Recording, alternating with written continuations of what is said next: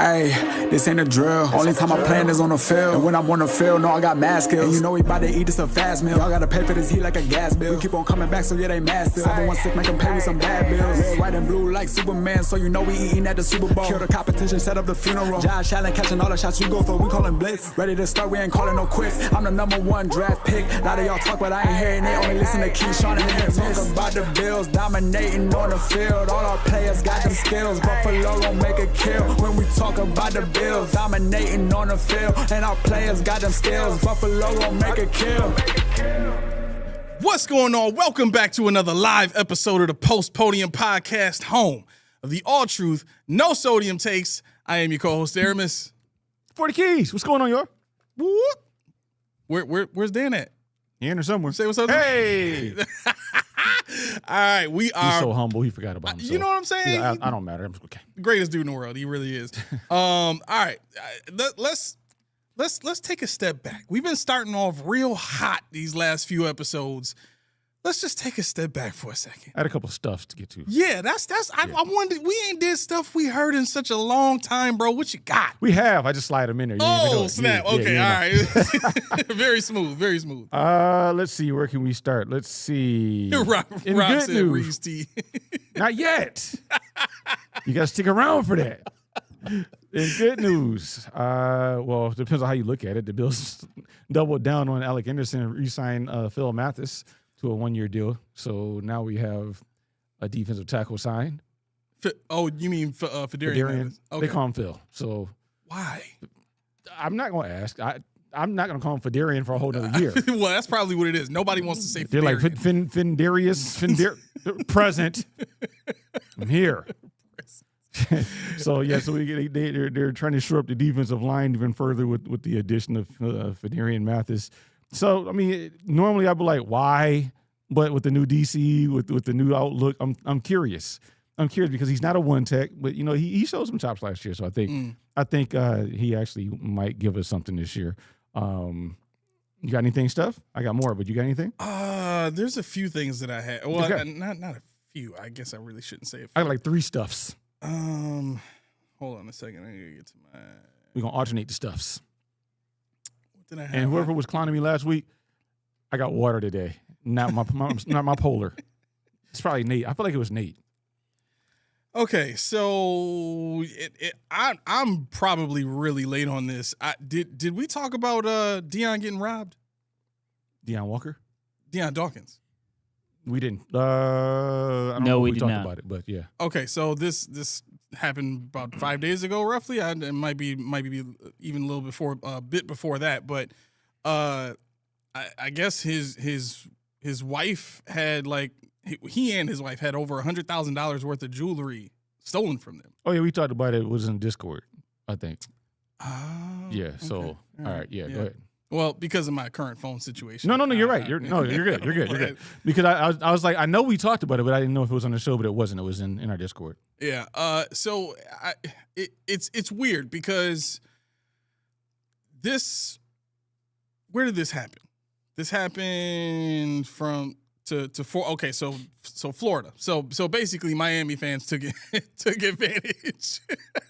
Somewhere on that flight, folks was like, we gonna get these Yeah.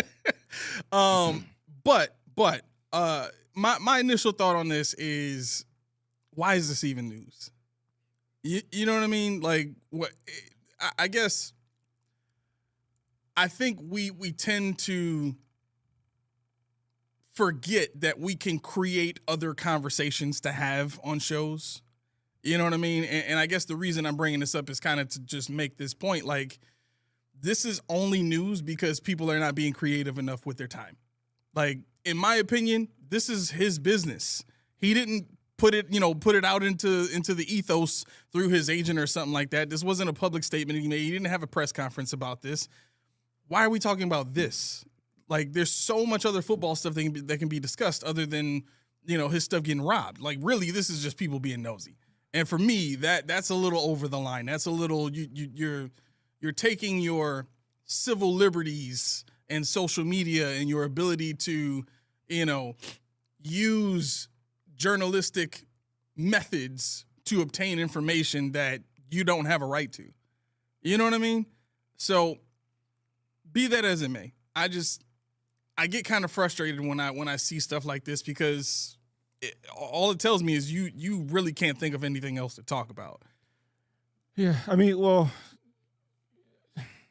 how do I want to phrase this? We hear about home invasions, robberies of Gronkowski and Mahomes and all this stuff. So this time it happened to be, I don't know how I got it. Honestly, I know somebody brought it up and that's all I got from it. Knowing what I know, it would be a lot for somebody to get their stuff taken out of their bag. The only thing I could think of is TSA was something fishy with TSA or something like that. Or maybe it just wasn't exactly what they say it was. I don't know. Because you got to think about it. When you're in an airport and you're loading bags and setting third, it's not just you by yourself. There's cameras around. There's a lot of moving parts. And you don't have the time to like look at tags and like, ooh, let me see what's in here, open it up, because I think it was his wife's bag or something like that. Mm-hmm. So to put two and two together and say, oh wow, this is Lady Dawkins, and know who that is, and have the presence of mind to go through her bag, and I've never dealt with this bag myself, so I don't know what it looks like, but bags tend to look alike. There's nothing that delineates, oh snap, this is a higher price bag right here. What I do tell people, free game for you guys, don't ask for fragile stickers. And if they don't put a priority tag on your bag, don't ask for it, because that's just a target. Especially when you ask for these kind of things, like, oh, you think yours is better? Tumble. So when I used to check people in and they're like, can I get a fragile sticker? I'm like, you don't want that. Like, I like you, so I won't do that nice. to you. Yeah. I'm like, I like you. I won't do that for you. But I mean, I'm not saying it didn't happen, but it's just the odds of that happening. I'm sure he wasn't the only one if that did occur, because they opened everything. Because you got to think about it, the ramp agents don't have access to X-ray machines and things like that, so they can't pinpoint a bag. So there's so many levels to how this could have happened. I mean, it's just weird. Yeah. I mean, I don't know. I really want people to just give some thought to what we're out here watching and listening to when it comes to stuff like this, because, and this is more, like political and world based than sports based, but so much of what happens in sports is closely related to, what happens in politics and what happens in real life. Like everything is a measure of another thing to a certain degree. So I'm drawing the parallels, and this is just, that's where I landed. You see this? What's that? We're on. We on drill. Yes, we are. We on everybody ass in this joint.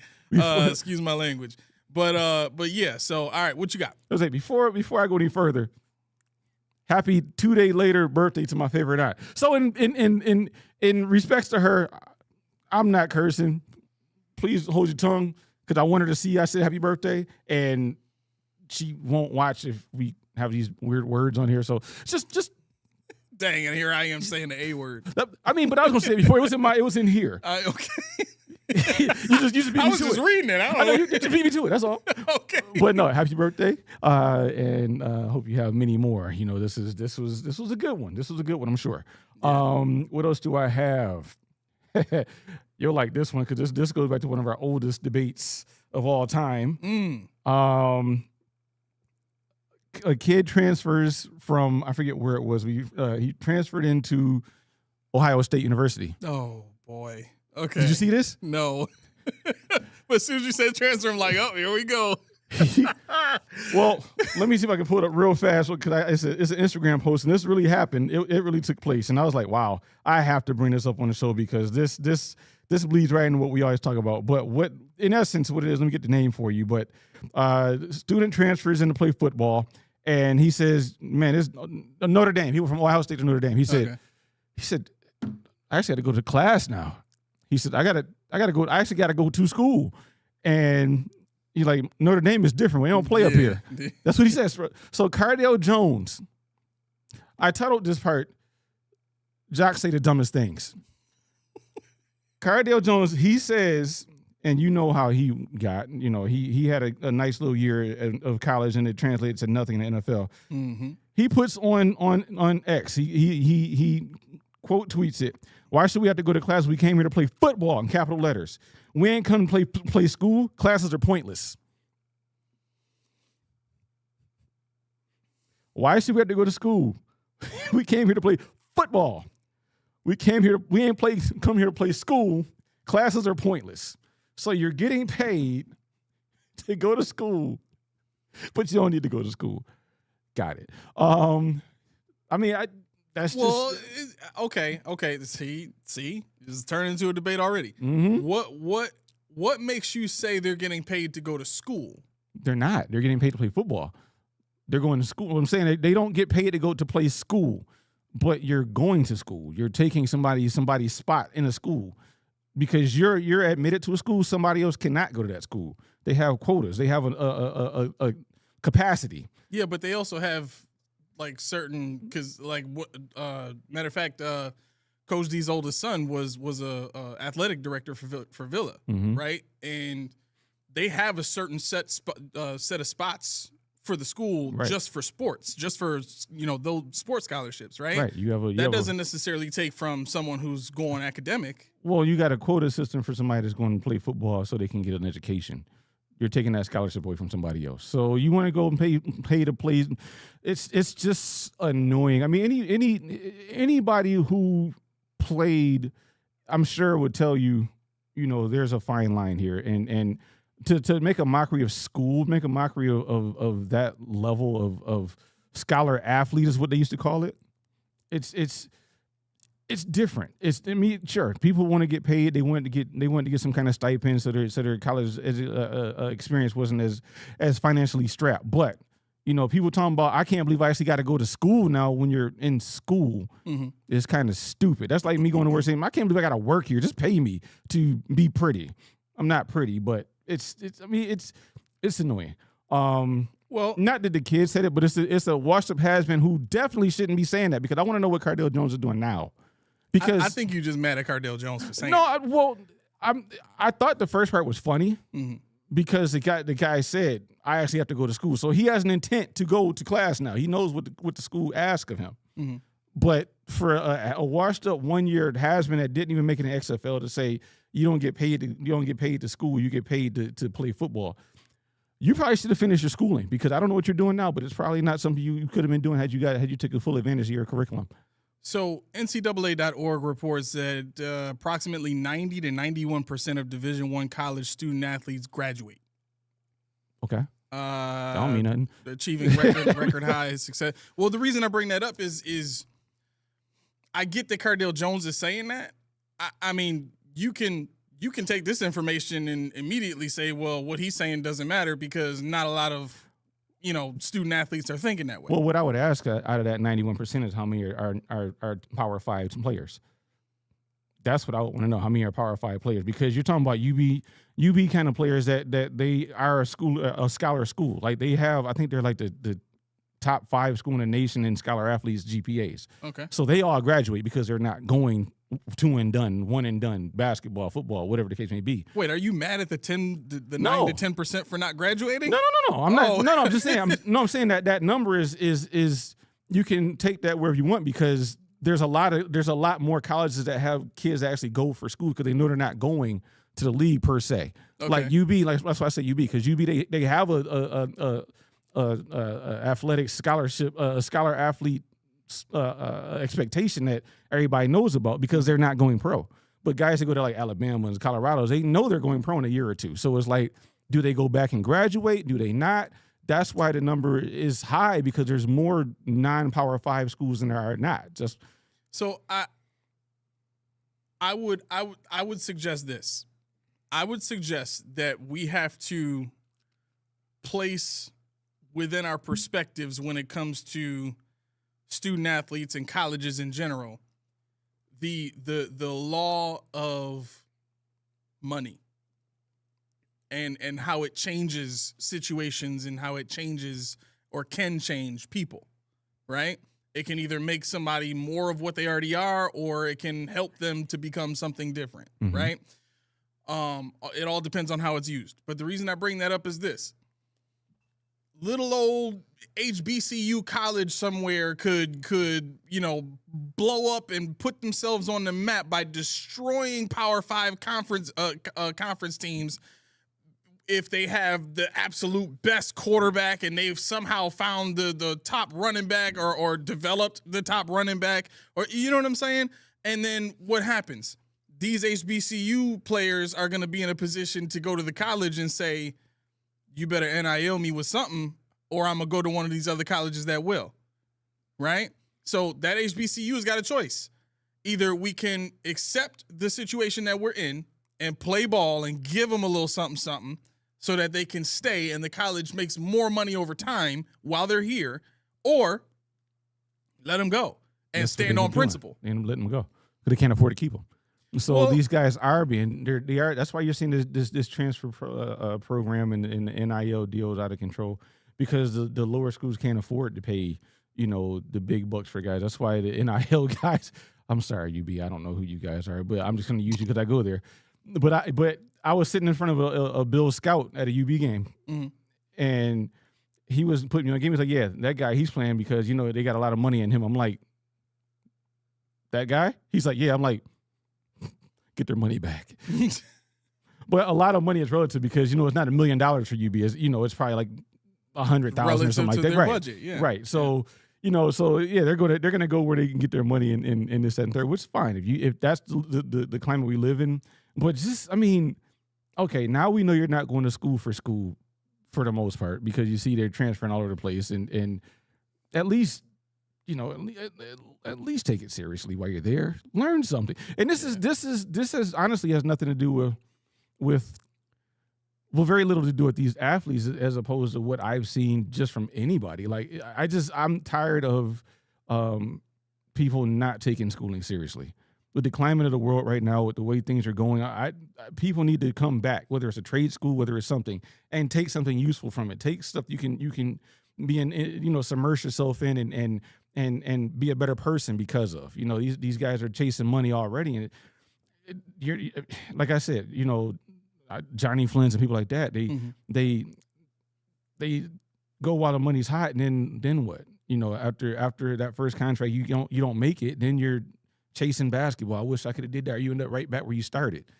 So I'll challenge that with this thought, because I went to Villa Maria for music business, and when I went there, their music business program was you learned an instrument, and my primary studies, my main music course that I took, the teacher's final exam was you had to get up in front of the class and sing. I'm like, I've been doing this since I do in church and school, wherever. I've been singing for, like, why is this a final? You know what I mean? Like, what am I learning? Right. And so my point in bringing that stuff up is the applications and what they were teaching in that music business program really didn't lead to anything that you were going to discover or experience in the actual music business. Right.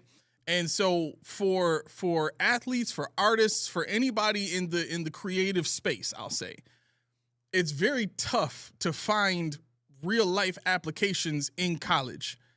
Once I found out what it was really like, I can't do anything with this. I'm paying money for them to teach me something that I'm not going to be able to use.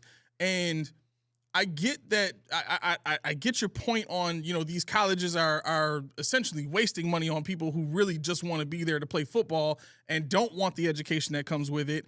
It's kind of a double-edged sword, though, if you go that route, because you're convincing or you're pushing these players to get a college degree, and they're not going to have any debt, but at the same time, like, it's time that they're using for classes that they could be pouring into their careers, which gives them a better opportunity for the pros.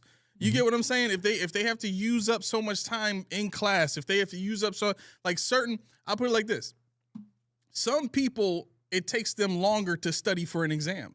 You know what I mean? Some people got to start a week before because they just need more time on task. Same thing for players. So there's some players that might need to be able to travel a little bit, to go to, work with a certain coach and or work with a certain, position coach or something like that to help them develop their skill set so that they can make it.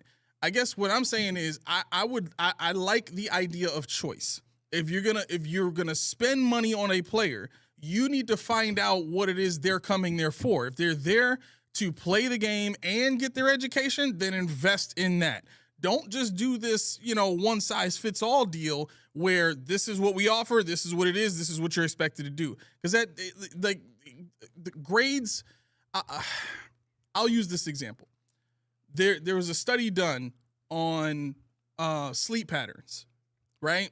And there was a school that did a study where they gave each student their test at a certain time of day based on what that child's their designated sleep cycle. Because some people are morning people, some people are night owls, and some people are later morning people, or you know what I mean? Like there's different designations that this sleep doctor has put out there. And they found that after doing this study where they gave the students their test based on their sleep schedule, and when they were at peak performance based on that sleep schedule, their grades turned out to be a whole letter grade higher than when they took it just standard, everybody takes it at the same time across the board. I mean, that's cool, but in the real world, it just don't work that way. That's the thing. What you mean in the real world? It's a school that did this. I know, but can you go to your job and say, I want to start at 10:30 because I'm more productive? Can you go? You can't. What I get. So what you're saying, what it is, I'm saying what it could be. Right. What I'm saying is what I learned from college when I was going to school on campus is how to multitask, how to handle your affairs, how to read people, how to take care of yourself, how to handle money, how to handle your time better. The responsibility to grow from boy to man was not in a college classroom per se. That helped because if you didn't do what they told you to do, you had to tell your mom you got kicked out. But I just, Mike, I know you started at 10:30. That's why you're still there now. Well, see, even something like that, like people can choose what type of jobs they want that fit their sleep schedule. You know what I'm saying? Like if I want to go get a job that starts overnight, that way I don't have to be up early in the morning. I can go get a job that my schedule is overnight. Yeah, you can try, but there's a lot of other factors involved in that. And how much do they pay? Can I afford my family? Most overnight jobs pay more. But how much is more? That's the thing. Like if you're talking about $40,000 versus $100,000, yeah, I can get $100,000 overnight. Tell me where I'm going there now. Yeah, why does it have to be? I guess. Well, this is what I'm getting at. This is what I'm getting at. When you have to go to school, you have to go to work. Somebody tells you have to do these things. There's a reason why, because it's more productive for them. Either you get in or you fall apart. They get rid of you and find somebody that takes your spot. By all these tests and all these schedules and all this stuff that they're talking about, it's nice to figure out when somebody's peak performance is, but at the same time, sometimes you got to be able to assimilate.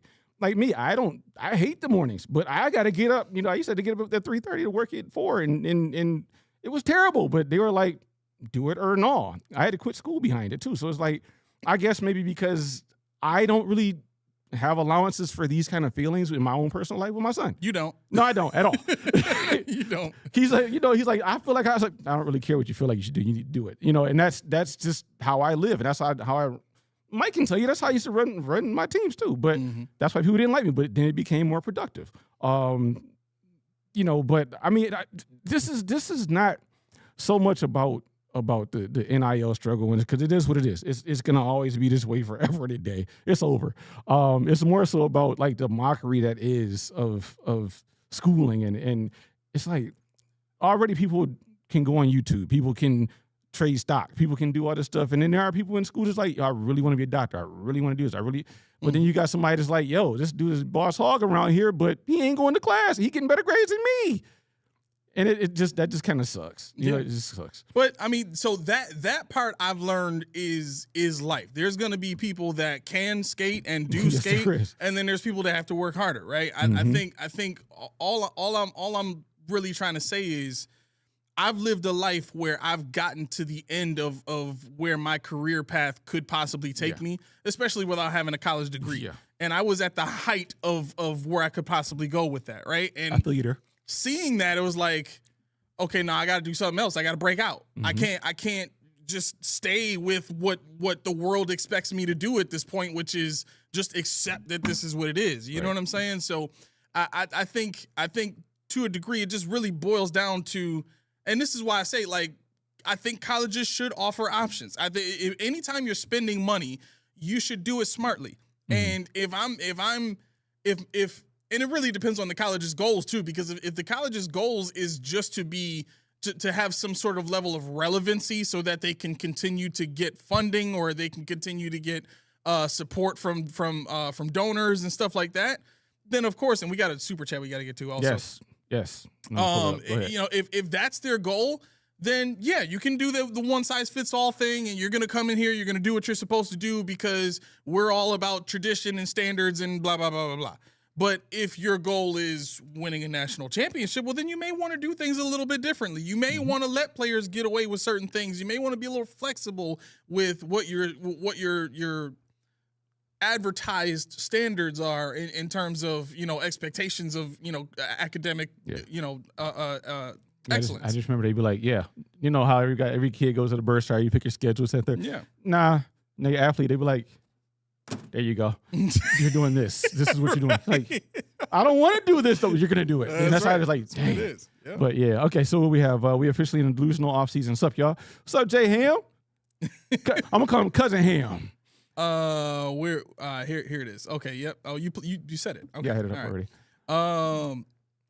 Yes, Kev. That's the Taurus and U-Keys. UPS was my job when I was going to UB in 88. Yes, the Taurus all the way. Thank you for pointing that out.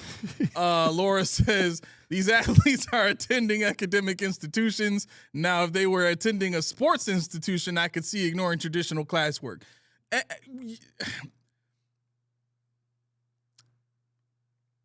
I'll put it like this. If you want to stand on business and say this is what it is, then okay, you should be able to deal with everything that comes with that, right? And I'll put it this way. Not every school can get the funding that a Notre Dame gets from its donors and from, the curriculum and the boosters. The boosters. The boosters, right. Not everybody can get that. I'm sure there are hundreds of schools in the country that have the same standards as Notre Dame, but not everybody can do it like Notre Dame because they don't have all the support that a Notre Dame has. Wherever McDermott gets hired, they have that standard.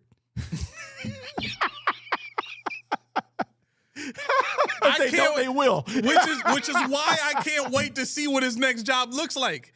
Because it's the same point. You're absolutely right. It's the same exact point. Like, you can have standards all you want, but if you don't have a Josh Allen on your team, let's see how good you can be with your standards, right? Let's see how good these colleges can be resting on their laurels of, nope, this is what you're going to do. Guess how many student athletes are going to want to come and play for you? Not many. And then what's going to happen? You're going to lose your athletic program, or you're going to have to change your standards. One of the two is going to have that's why when you said way of the world, I'm thinking in my head, like, money reigns over everything. Like, if I want to change, if I want to change the president, all I got to do is go pour some money into people that can do something about it. Get some politicians in office, support politicians that are going to make change. Like, that's all the richest people in the world do. They back people who they know they can put in office who are going to make some change. They put money on the situation. Sure. So if I'm a college and I want to make change to the NIL stuff, well, you got to start putting some systems in place that allow players to have some more, leeway or freedoms or support or benefits or something, where they're not eating bologna sandwiches for breakfast, lunch, and dinner because you feel like the college education you're providing for them is good enough. That man ran out of flex. I want Arthur Moats to tell me he didn't run out of flex. Moats, tell me you didn't run out of flex. But no, because it's funny because we're going to move on. This is not going to be the whole show. But it's funny. I wish Mac was here because Mac would tell you I was around everybody when they needed wet wipes, when they needed for sure the hot dog. They're like, damn, I ran out of flex. Key, can I get... When the refrigerator gets a TV dinner, because but they buying 2 liters and this, and I'm like buying a powder for this stuff. And they got pizzas and stuff. You buying Gatorade powder. You get more when you mix it up. That was me, though. That's the sad thing about it. Yo, that's why he used to call me Faja. My name was Faja. Oh, my God. I was a Florida Faja. Go to Key, ask him. And if somebody did something wrong, they was like, don't tell Key. Please, don't tell Key. These are people older than me, too. Yep. I don't know. It was just a weird time. It was funny. I believe it. All right. Moving right along. We got to get going here. Yeah, I did want to touch on this. Is Yeah. not going to be a conversation, but actually it's going to be a statement, but not really a conversation. Rondale Moore. Once again, I've said this time and time again. You are not alone. You're not. If you can't find a friend, if you can't find a family member, if you can't find a religion, a hobby, something that takes your mind off of whatever is drowning you in whatever you're going through, we're here. We have, 893 subs right now? Mm-hmm. And I don't want to find out that one of our subs is sub, but not here anymore. Please, if you need some help and you can't find it, don't know how to find it, let us know. We will try to help you with it. Yeah. Because we don't want to hear any more of this. This world is going bonkers right now. It's a lot. It's a lot. Yeah. And I don't want anybody to feel like nobody cares about you, because I do, you do. Dan behind the counter, the curtain back there, he does too. So reach out, let us know. You can find us on all social media. It might be a little harder to find us on some because our names might be weird, but we're there. Trust me. Mm-hmm. And I don't know. Did you see James Harrison? They had their podcast, Debo and Joe. No. Yeah, James Harrison's Debo and Joe Hayden. Well, however it went, they logged in to do their show today, and Joe Hayden's in Mexico. And he had his sunglasses on, his hood up. He was like, yo, I just wanted to pop on here, show you I'm good, I'm healthy, but I got to go. I'm about to slide. I got to get out of here. I got a flight leaving like 20, and Harrison was stuck. He's stuck. He was comprehending. And then, Hayden was like, I got like 20 minutes. I got to get out of here. He's like, just go. And then he like almost fell apart. Like he was about to cry. James Harrison was about to cry. He was flustered, and he didn't know what to do a show. He was about to go to commercial, but he didn't go to commercial. He didn't know what was going on. Oh, he found out about this when it happened? Hayden was on the show. Like it happened, yesterday it happened, yeah. But Hayden, now they're moving, the cartel's moving down to where he was in Cabo. Oh. So he's trying to get out before they get to where he is. So, and Harrison. Oh, is that what happened? I don't even know how he passed. No, he got taken out. Oh, wow. Yeah, it was a hit. He got taken out. It was like a $15 million hit on this dude. And what? Yeah. For what? One of the most prolific cartel bosses in Mexico. Yeah, that's why it's going like that right now. So yeah, they're moving down, they're retaliating, and all the Americans, there's a stay in place or whatever the case is, whatever the saying is, and it's a scary time for Mexico. So if you're in Mexico watching this show, I hope you're not. Honestly, for once, get out, get somewhere. But when I saw Harrison and he was batting his eyes and covering his face, and like when he was showing the footage, he had his hat down, and I'm like, man, if it's breaking him, this is real. Yeah. So yeah, that's crazy times, man. I mean, if you allow us to still come into your country, I promise I won't mess it up. I love you, even though we did one yesterday. Yeah. What you got? Anything else stuff? Yeah. So sorry to monopolize all that. No. Hey, don't apologize. I was wondering because I saw it all over Twitter, and I'm like scrolling trying to figure out what the heck happened, how he passed, and I couldn't find nothing on it. So I'm just like, all right, well, the news will come out eventually. I'll find out. But that's crazy. Yes, man. it is. That is crazy. On some lighter news. That's all I got now. Light news. On some lighter news. Here we go. So the Buffalo Bills have. I'm sorry. This is from WKBW news staff. Mm-hmm. 2 individuals identified who may be responsible for the graffiti at Highmark Stadium. Apparently, they got into secured areas in the stadium and graffiti, which is why this was such a big deal. They put out, how much was the reward they put out? It was like $100,000 mm-hmm. for the names of the people involved. Like, this just goes to show, like, I'm just going to say it. You can't even you can't trust, like, Bill's Mafia is gonna snitch on you for $100,000. Yeah. They don't care who you is. Yeah, Just that's a think lot of about change. it. Like, who else is around to snitch on these people? It ain't like they did it in Florida. And Miami Right. fans was like, no, we got to get these motherfuckers. That's a lot of change. Like, this Bill's Mafia putting their own folk out there. Like, that's crazy to me. But but here's a statement put out by law enforcement the investigation and tip line conducted in coordination with local law enforcement have at this time led to the identification of 2 individuals who may be responsible for the graffiti. Law enforcement continues to actively pursue the matter as this remains an active investigation. We are directing further inquiries to law enforcement. We appreciate the strong support and partnership throughout this effort. They snitched, man. They snitched. Did anybody see it? I mean, does they have images of it? Because, I mean, like, it's just weird to me that they shut down construction of the stadium behind something that is behind secure access. Well, I think Sean McDermott probably, like, just Somebody said that. he was in the airport or something like that and just dropped his keys in the middle of the floor and walked onto the plane. Somebody will figure this out. Like it was McDermott. That's right. That's the only person it could have been. I mean, I think it was an image like they had the story and then they had to like superimpose McDermott clapping. of course. Buffalo ain't ish, man. But the funniest part about this is if you don't want people on site, then put some structure around the building to keep them out. You just badging in, just Like the fence that's there, part of it that's there is ridiculously simple. Like there's no barbed wire, no nothing. It's very like anybody could get it. So why put out this reward for these people when you basically haven't even put any, secure perimeter up to keep them out? I thought reports were saying that they were on the job. They were construction workers on the job that did it. yeah. Really? Yep. Yeah. So it's not someone who broke into the site. they It's had someone that these actually badge right worked there and had access to the area.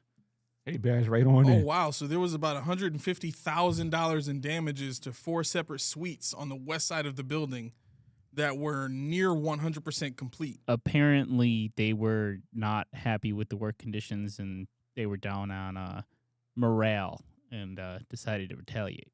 So they According to rumors. they put pornographic stuff on there and They put weenuses up there. probably and the anti letters, if you know what I mean, stuff on the walls too. So Oh, okay. Nate says Poland Cars called it an inside job from the start, mhm. or however you spell his names. that's about right. Yeah.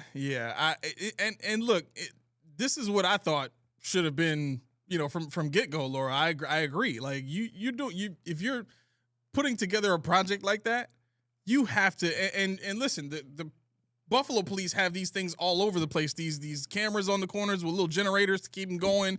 Their PTZs, which is pan tilt zoom, so they can move around 360, look all the way up, look all the way down. Like you put a couple of those around it, you should be okay. Right. Just put a perimeter around the building. That way you can see who's going in there. You can zoom it. Like the technology has grown to a point where that's cheap to do for an owner like ours. You know what I'm saying? We're like $150,000 of damage was done to and they used oil-based spray paint that got into granite surfaces, some of the marble finishes, some of the tiles and wood surfaces, even some of the flooring. Huh? They did the research. They knew how to keep it there. That's right. That's right. Like when you think about it like that, like this ain't gonna come out. We got to redo all of this stuff. Right. That's probably what why there was such a big like, no, we're gonna get these mother. Yep. You know what I mean? Yep. But I mean, they were on YouTube looking stuff up. They're like, let's see what can seep through this. Imagine how Terry reacted when he got the news. He's probably still processing. Yep. He. I got this, Brandon. Yeah, that's right. If I may. Brandon Bean might be a little gun shy. 100,000 might be a little too much. Brandon Bean and Joe Brady didn't want anything to do with this. They were just willing participants. McDermott was the one who did all. Although we don't have any proof that Right. Brandon Bean was not involved. And he's like, "You're welcome, Brandon. I got you." I mean, The other part of this too is how in the world did they get access if they were fired?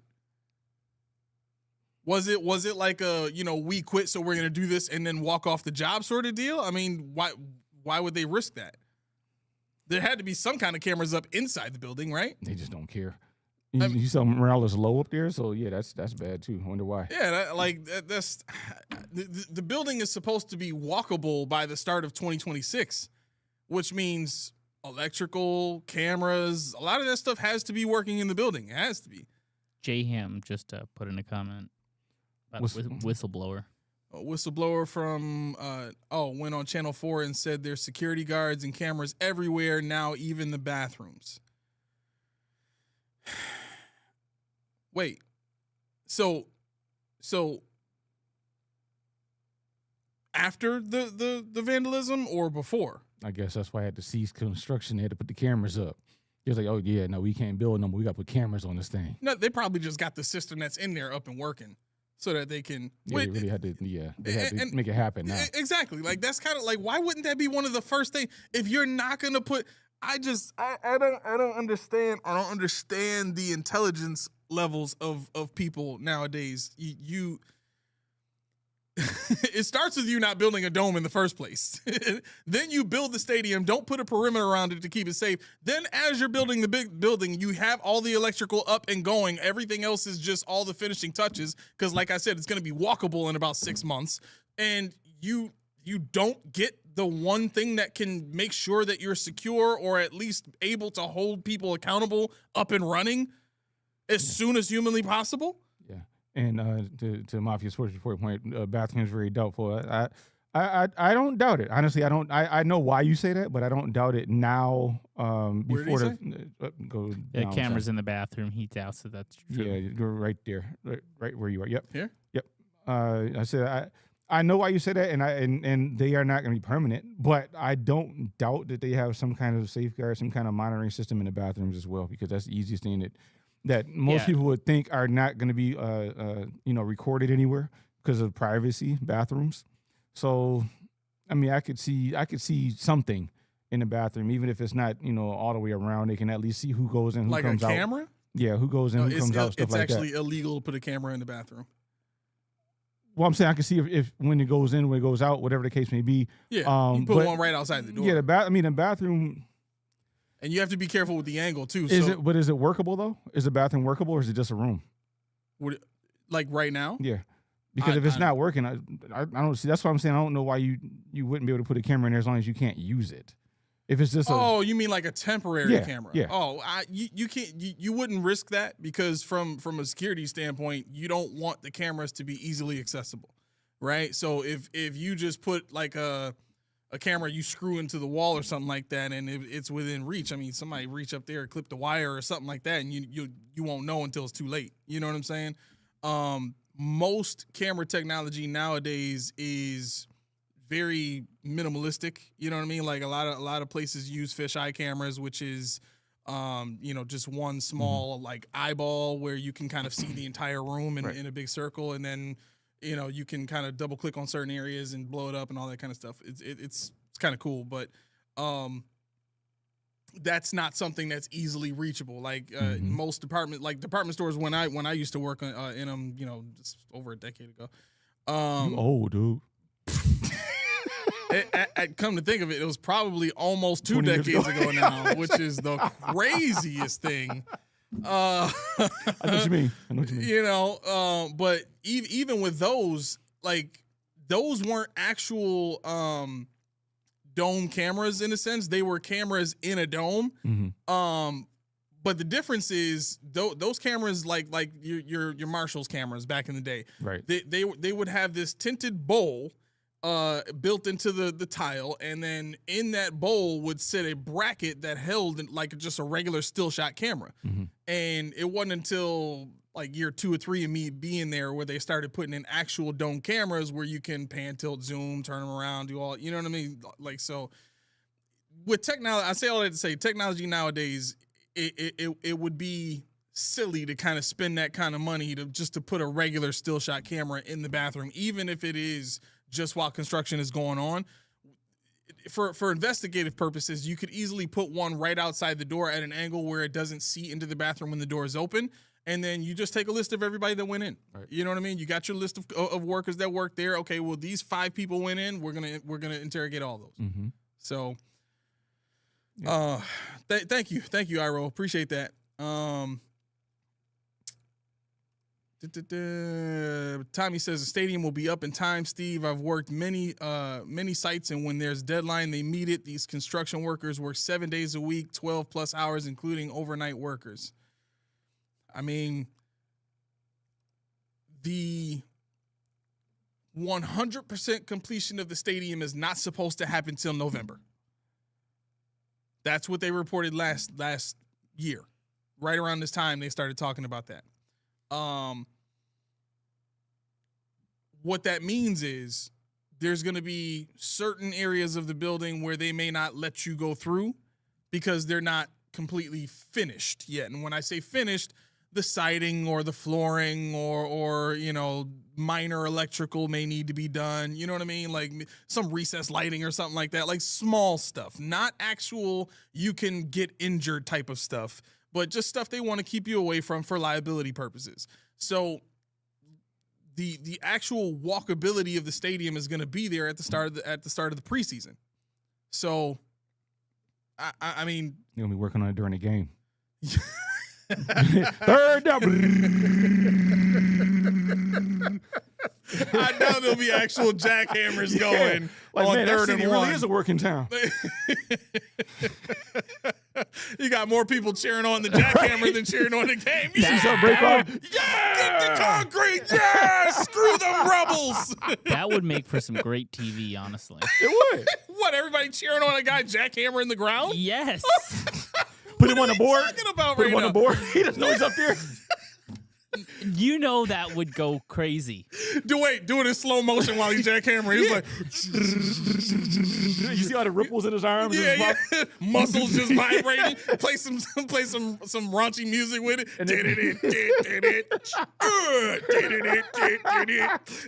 Like, dun, dun, dun, dun, dun, dun. What are we doing here? Oh my God. But yeah. Oh, okay. So I had to say this. We're about an hour in. So with that being said, if you like what you've seen so far, give us some thumbs. Subscribe if you haven't already. And we got about an hour left. So if you like what you see, just stick along with us for the ride. It's going to get even more murky. It's going to get weirder. But this is what we do. No doubt. Speaking of weird, you know what I really hate? I really hate that picture of Brandon being in Joe Brady. It looks like Joe Brady sitting on his lap. It's a very awkward scene. It's the one where he's got his arm around him or something? Oh, I hate that picture. It's just yuck, man. Like it's very revealing, isn't it? It's very revealing. And McDermott, like, I knew it. The whole time I knew it. They had something going on. I mean, it's like, if there's not a picture in the world that says "Ding Dong," which is dead, more than that picture. Like, these dudes are jovial. These dudes they're like, yeah, the new sheriff's in town. What's up, Joe? How you doing, Brandon? All right, they're like bosom. But it reminded me of Step Brothers. If I knew how to do that thing where you know how to do it with the splicing of faces on bodies, and I'd have made them Step Brothers. You know the movie? That's what I would have did. I'm gonna do it. Next episode, that's gonna be the thumbnail. Watch. Because it's like, wow, these dudes are like, yeah, we socked him out. Now it's us. We're in there. I mean, yeah. Good. I wanted to say something about that. Go ahead. I wanted to say something about that, but I lost the thought. I started reading Steve's comment. Steve says Buffalo doesn't have the capacity or the volume of building to do a job at high quality or on time like Dallas. Trust. Big project by a small town is not a good mix. My father's an engineer. I mean, one, and we talked about this last episode too. There's a lot about what we see happening in this city that revolves around. Matter of fact, I saw a video today, and no offense to any boomers that are watching this, but Roy this guy, Jr., close your ears. Who? Roy, if you're in here, close your ears. But he was pointing out some statistics about how boomers have been running the country for like 40, 50 years, just about. They've been running the country for about that long, and it's time for them to kind of step aside and let the next generation take hold and make some things happen, because when you look at the potential of a city like Buffalo, we could easily be a Miami. We could easily, and I get it, Miami's got the weather and all that kind of stuff, but we're a coastal city. A different kind. We could be a different kind. The same, but right. different. Like Yeah, a you're right. Pittsburgh. You're right. Pittsburgh is another city on the water. Like, we could be that. But instead of being that, we're catering to small town people with a small town mentality who want to keep it that way because they are comfortable. Never mind everybody else. Never mind. Like, I don't even live in the city anymore, and I'm talking like I live in the outskirts. Like, I live a pretty good life. Mm-hmm. You know what I mean? Like, my children. I just learned this. Oh God. My children have options at lunch. I know that don't exist in Buffalo. Like, you Buffalo, get a fruit cup or a veggie cup sometimes. right? You get a sheet earlier in the day to place your order for lunch. They're giving kids hummus. Yeah, yes, bro. Cheese sticks, hummus, like a sandwich. There's diced tomatoes in their salads and cucumbers and stuff like. I'm like, and they're not brown. I never saw anything like that when I went to Bennett. But Bennett High School, like, whatever they had for lunch, it was.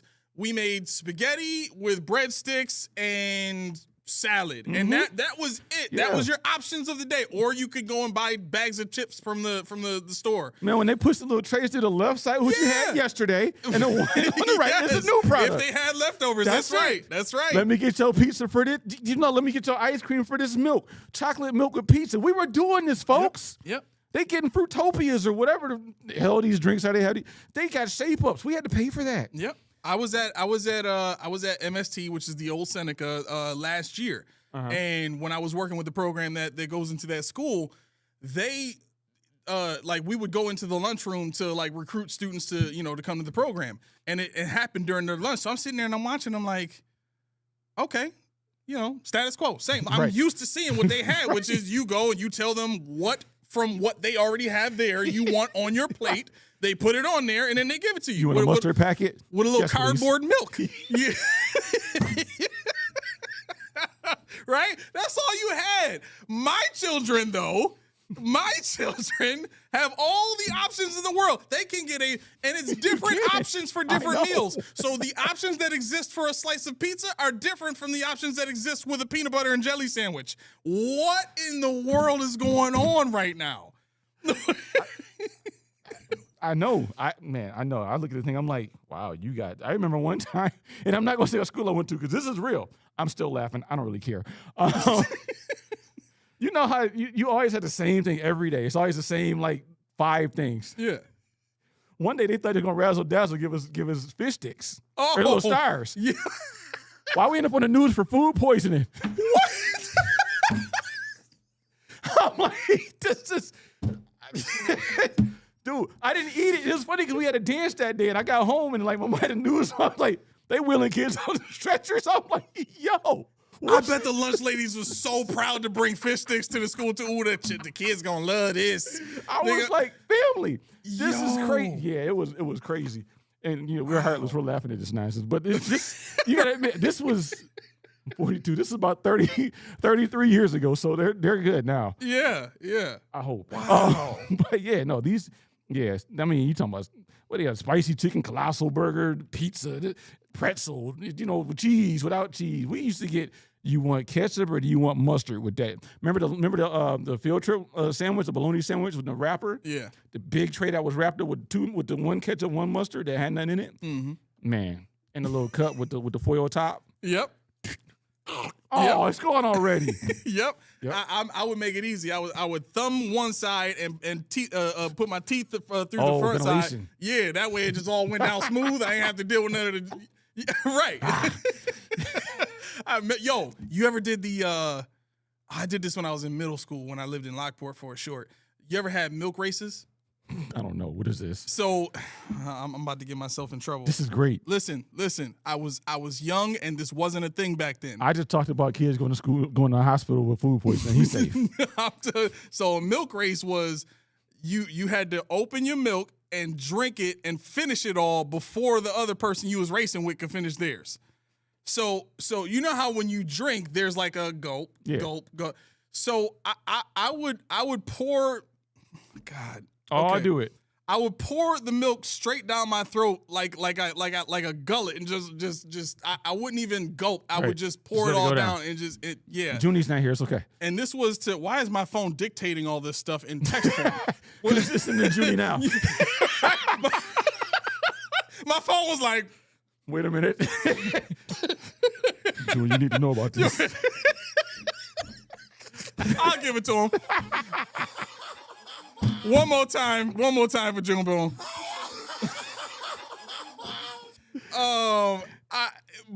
It just reminded me of that, like all the stuff, all the silly stuff we did, as kids that were probably very dangerous because. Oh, very much so. Yeah, class was stinky.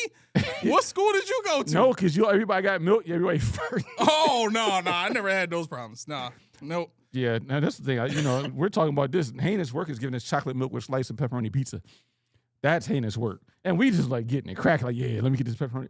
None of them, they didn't make any sense. Try to do it now. You out for 5 to 6 business days. You gone. You out of here. I don't understand this. Like, okay, all right. So I know people that as soon as they consume just the smallest piece of ice cream, immediate gut action. Like they just take me back home right now. Like, you know what I mean? Like it is insane how the American diet has affected our bodies, but we don't need to go into all of that. Right. So there, what is this? Buffalo Down? Buffalo Down has a cap casualty prediction that I think is quite possibly the dumbest. Oh, I'm ready. I'm in on this. Okay. I need to receive this. Okay. So they are, according to Over the Cap, the Bills are $12 million in the red, so they need to make some moves, right?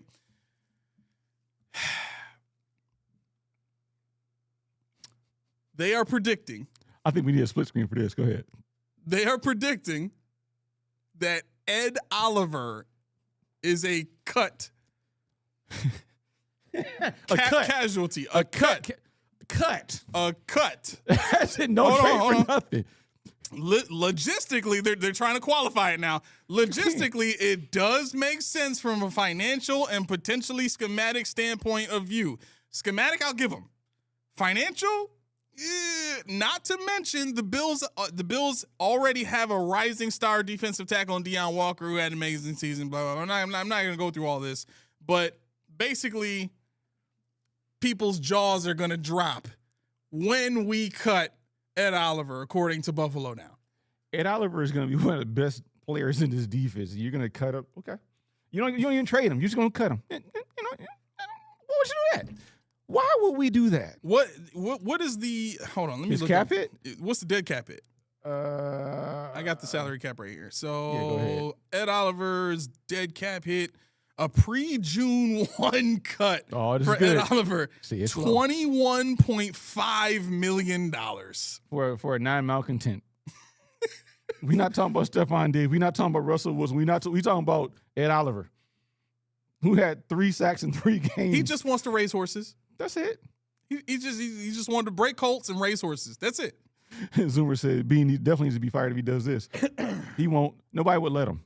Nobody would. Somebody would cut his phone off. Jim Leonard would cut his phone wire. Yeah. We got another super chat. Yep, we got a super chat. All right. I saw it and there. Yep. Says, what wide receiver would you rather draft? Be the first or second round? KC Concepcion, Omar Cooper Jr., or Denzel Boston? Or would you rather draft edge rusher, offensive tackle in the first round? Scott, let me tell you this. This has been rolling around in my head for a while. 26 is the deadest of dead zones this year for us to draft in.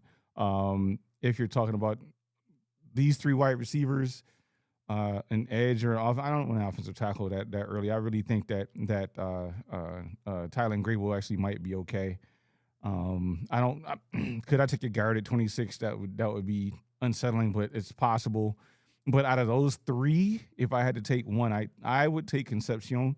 I don't want Denzel Boston. That's the one I don't really want. He's a big body, possession receiver. He reminds me of Gabe Davis a lot. Yeah, and he's just a big body possession guy. So give me Concepcion. I'm gonna stand on the two guys that I really love, and I the more I watch this guy, the more I think I like him the most. Jeremy Bernard. I think what I've seen from Jeremy Bernard after the catch and before the catch, I like his ability to separate. I like his skill set in terms of head fakes and shoulder fakes and then after the catch, he's just a dynamic dude, and he looks small on the field because of his agility and quickness, but he's a 6 foot 205 pound receiver, so he's got basically he's DJ Moore. DJ Moore is 6'1", 205, right around that that weight.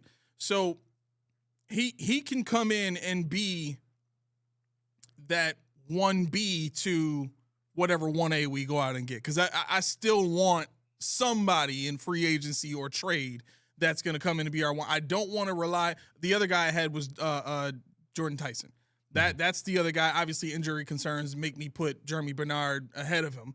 Well, yeah. If I was going not based on the three he gave, I would say Elijah Surratt. That's the one I like. Okay. But I was just trying to stay with those three. But yeah, Bernard is definitely a second rounder. I would love to have. There's a lot of guys that I know. Kev said this isn't a good wide receiver, and that's part of why this is a dead zone at 26, because you could go C.J. Allen, a linebacker out of Alabama, which is the one or Georgia. I'm sorry, the one I really want. When I'm looking at who's going to be there at that selection, because this guy, if you're talking about anybody at 26 that you can stay put and take, probably depending on how the board falls or how the combine goes, this guy is going to be your defensive star in this defense, in this mint tight philosophy, even in Leonard's philosophy. He can fit inside but better outside as a flyer. So I'd be more than happy with us bypassing the wide receiver in the first round and wait until later. Yeah. I as far as offensive line, like I've really just been looking at wide receivers so far. I haven't gotten to any linemen or linebackers or anything like that. I'm probably going to go to the end of the 5th round in terms of receivers that I'm looking at, before I get to anywhere else, just because that's such a large position of need. Mm-hmm. But that does bring me to, if you're okay with this, it brings me to the main topic I want to talk about today regarding wide receivers. And I think it's an interesting conversation because of the question that we just answered. Like the thought process is, and you guys can weigh in on this on the on our call-in line if you have some some thoughts on it or not. Right now we don't have anybody in the queue, but my thought on this 2026 class is we really should not be relying on them for anything, to be quite honest. What do you mean? Wide receivers are you talking about? Yeah, okay. just the wide receiver class. Yeah. Because in 2 reasons. Mm-hmm. First reason is your owner and your general manager have already set such a high bar for what the expectation is going into 2026, which is Super Bowl. Mm-hmm. Whether they directly said it or they implied it by firing Sean McDermott, it's been out there. It's put out there now, right? I don't want to put that kind of pressure on a young receiver because we saw what happened with Sammy Watkins, right? Sammy was a very dynamic receiver, came into Buffalo with very high expectations because we had just drafted E.J. Manuel, and now we needed a guy that to add to the offense that allows E.J. Manuel to really flourish, right? And what we gave up for Sammy Watkins said a lot about what we expected out of him coming here. And he didn't live up to that. He even talked about, that kind of pressure and the expectations of all that and that kind of stuff, and how, it's easy for that stuff to push you to a mindset of I don't want to be here. Mm-hmm. You know what I'm saying? But when it comes to this particular class, it's not the best class. This draft is going to be way more deep in a bunch of other positions. And unfortunately, the position that puts the Bills in is the second part of this argument, which is we don't know what Curtis Samuel will look like in this new system, right? We've been sitting here saying, get Curtis Samuel out of here. He's always hurt. He's always hurt. What we do know is Sean McDermott was in control of the 53. Curtis Samuel is not a great blocker. Most receivers on this team that weren't great blockers didn't get a lot of playing time. They just didn't. When Curtis Samuel was healthy and he was back, he wasn't used very often at all. He's been here longer than any other receiver on the team because he came here as soon as Joe Brady became he was here the year before Joe Brady became the OC. Mm-hmm. So being that the way, the case, I don't think that it's going to be as easy. I'll put it that way. I don't think it's going to be as easy for the Bills to say, Curtis Samuel, you're out of here. You know what I'm saying? The dead cap money they'll take for cutting him this season is $3.4 million, right? And that's a pre-June cut. That saves them $6 million, but they still take a $3.4 million cut, right? His base salary this season is 6.5. Mm-hmm. His cap number is 9.5. So you could easily, convert that stuff, talk to him about taking a pay cut the way you did with, Matt Milano or whoever else, and see what Joe Brady can do with him. Now, the reason you do that is because, A, he's a downfield receiver who's got speed. Speed is one of those things we've been talking about needing. And B, he's got experience with Joe Brady in a system that Joe Brady created before Matt Rule basically stomped him into the ground with the run game. Right? We saw a lot of downfield stuff. We saw, air raid concepts and downfield passing with Curtis Samuel getting 800-900 yards, whatever he got when he was in Carolina. So, yeah. So we know he's a capable guy. That also pushes me over to the conversation about Josh Palmer and how we've kind of just relegated him to, well, that's going to be our third receiver. That's going to be our throwaway guy. And we don't know what he could be in a downfield passing game. We haven't seen it. He's not that,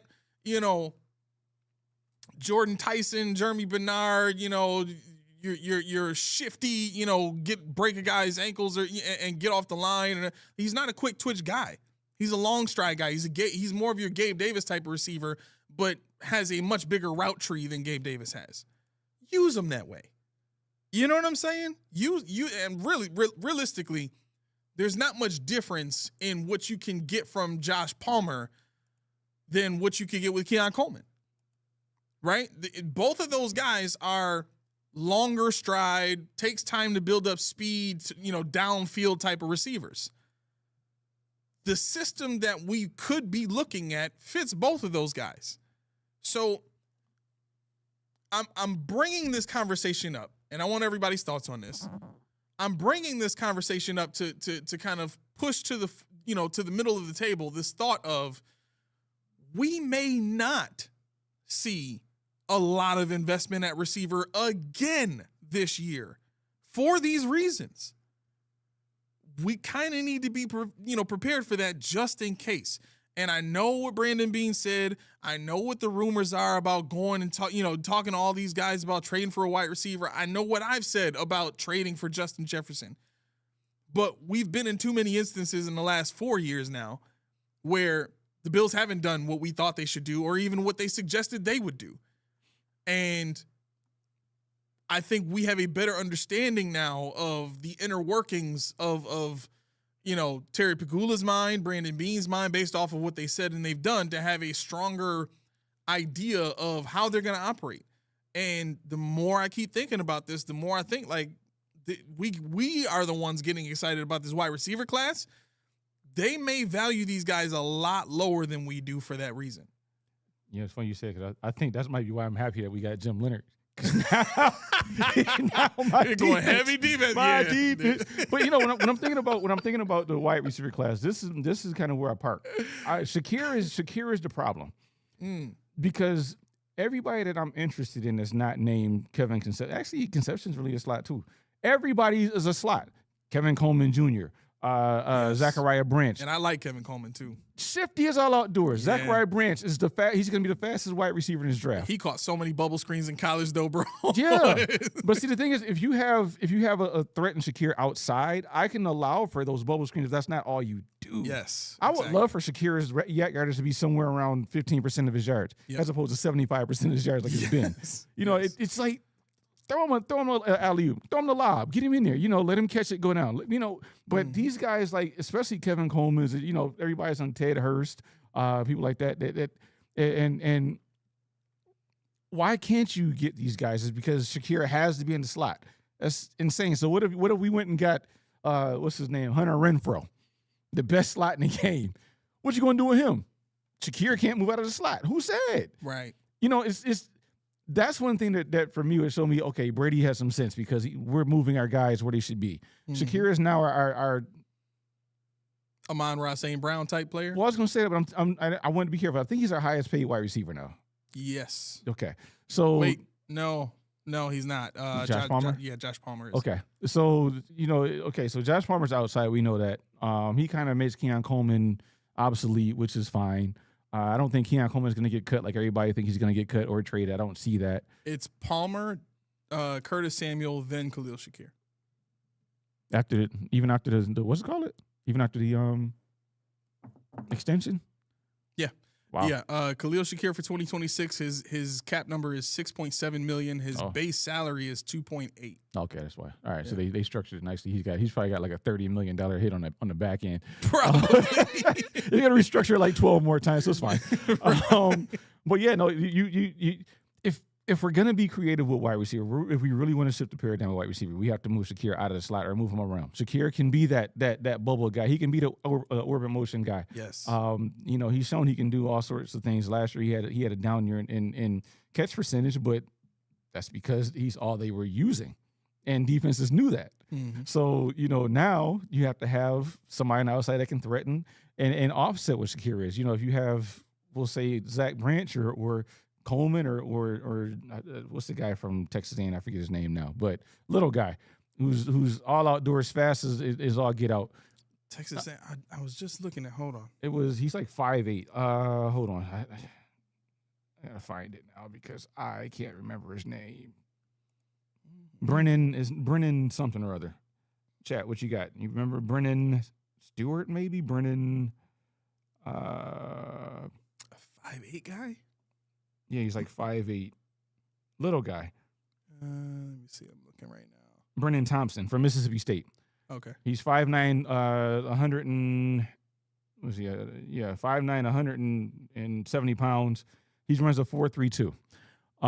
But the thing is, all he does is go. But if you have a Shakir on that side with him, running misdirection, getting the defenders thinking, on a guy that runs a 4.32. And plays like he runs a 4.32, you can get freaky with that. Right. You really can. And that's when I have to really sit back and say, you know what? Brady, show me what you got. Where are you with these wide receivers? I don't want to know what McDermott has you doing. I don't want to know what you merged with. I want to know what your vision is, because that tells me a lot about what I'm looking for in the time going forward. Yep. I agree. I think it's hard to manage expectations, but what the Bills have shown us that they want to do is they want to run it back with the guys they have and sprinkle a little positive atmosphere on there, and they think that's going to be the difference. Right. So that tells me it's probably going to be status quo now with the draft picks and the focus on defense. because now there is a full-fledged, unquestioned need to address defense in free agency, in the draft, because you're going into a new system, new coaches, all that. Offense, pretty much the same. Pretty much the same. You're gonna have some subtle changes to the offense, but nothing too extravagant. Why? Because a lot of the same guys are there, and if you can keep a certain level of continuity to the offense, that gives you a head start in your coaching job. Right. So there's not going to be a ton of differences in the offense. I think there already were downfield options. It's just going to be packaged differently now going forward in terms of the offense. Defensively, you need to fit guys into more positions, right? And my point in saying all that is you're completely justified in going into the draft and saying rounds 1, 2, 3, defense. Then we could talk about offensive line in rounds 4 and 5. Then we can maybe think about a receiver. You see what I'm saying? I mean, we've even talked about running back. Like, they lost their pass-catching running back in Ty Johnson to free agency now. So what does that mean for – because Ray Davis, I mean, he's been relegated to kick return duties, and because he's so good at it, guess what? He's probably not moving off of that. No need to. You can't move Shakir out the slot. You can't move him up kick returns. You can't do these things. And they've even shown they'll line Shakir up next to Josh Allen as a running back and then run him out. So, like, they don't really care about pushing Ray Davis forward as a number 2 running back. So even that may be an option in the later rounds of the draft. So it's frustrating to say and to think about, but that could very well be our reality in 2 months, right? Because it's almost March now. So in another month and a half. On my holiday. Right. Almost there. So, when I thought about that, I'm like, my God, this can't be real life. Yeah. This can't be real life. It's like being stuck in the twilight zone of being way too good to be anywhere near bad, but never being good enough to be the best. Yep. That is way worse than being 8-8, 9-7 every year.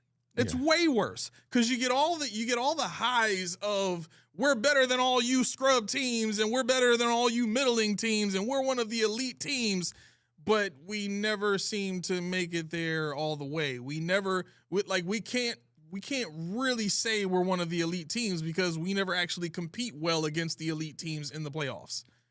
You know what I mean? It always looks defunct. It always looks, wonky or quirky or hard for us, as opposed to watching the Rams and the Bears go back and forth, or watching the Rams and the Seahawks go back and forth. Like, I think people come away from those games thinking both of those teams are great. Yeah.